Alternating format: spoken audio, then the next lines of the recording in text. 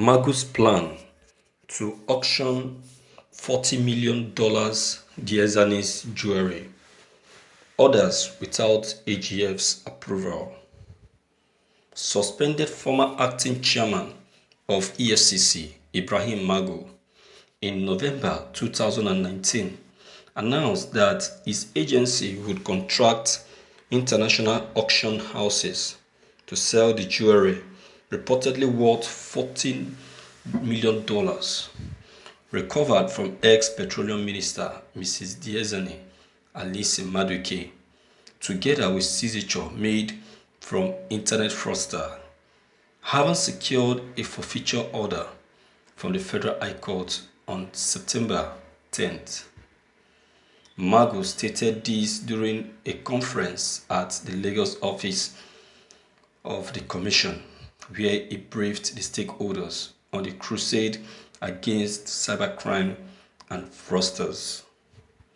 The jewelry include 419 bangles, 315 rings, 304 earrings, 267 necklaces, 189 wristwatches, 174 earrings, 78 bracelets, 77 brooches, and 74 pendants, as well as luxury houses in Nigeria, United States, and the United Kingdom.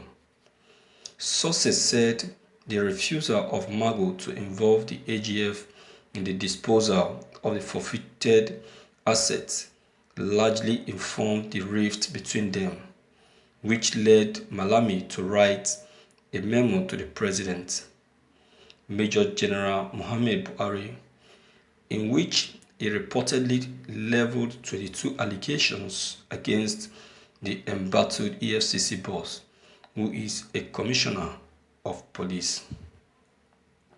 Following the development, the president set up a fact-finding panel headed by a retired president of the Court of Appeal, Justice Ayo Salami, and 6 other members, including Diezani'S, Ogbizi, Hassan Abdullahi, representing the Department of State Services, Douglas Ekweme, Nigerian Financial Intelligence Unit, Malam Samsidin, OAGF, Mohammed Abubakar, Ministry of Justice, and Kazim Atilebi, civil society groups.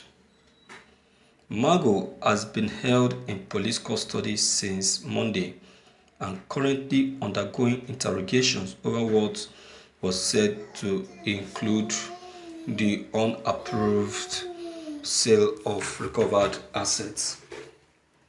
The embattled EFCC boss was said to have been accosted on Monday by operatives of the Department of State Services in front of the old EFCC headquarters on Formela Street, Wuse, 2 Abuja around 12 p.m.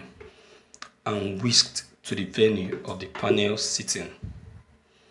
The panel's investigation is holding behind closed doors in one of the conference rooms in the old banquet hall of the residential villa, Abuja.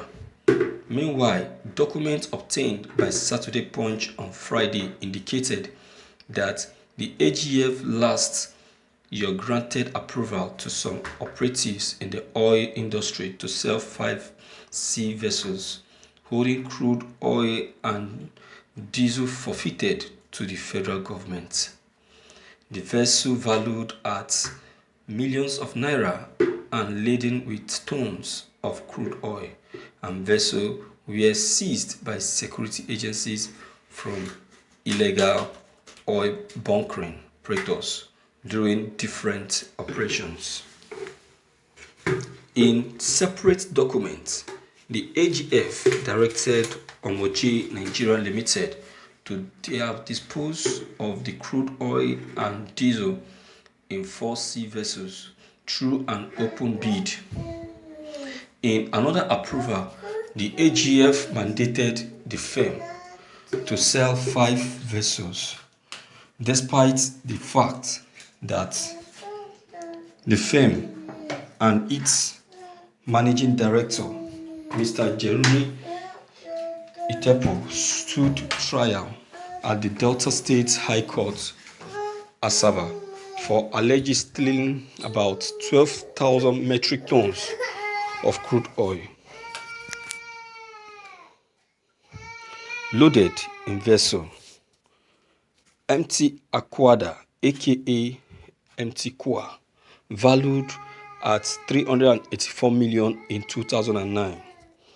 The auctioneer was to get 3% of the sales.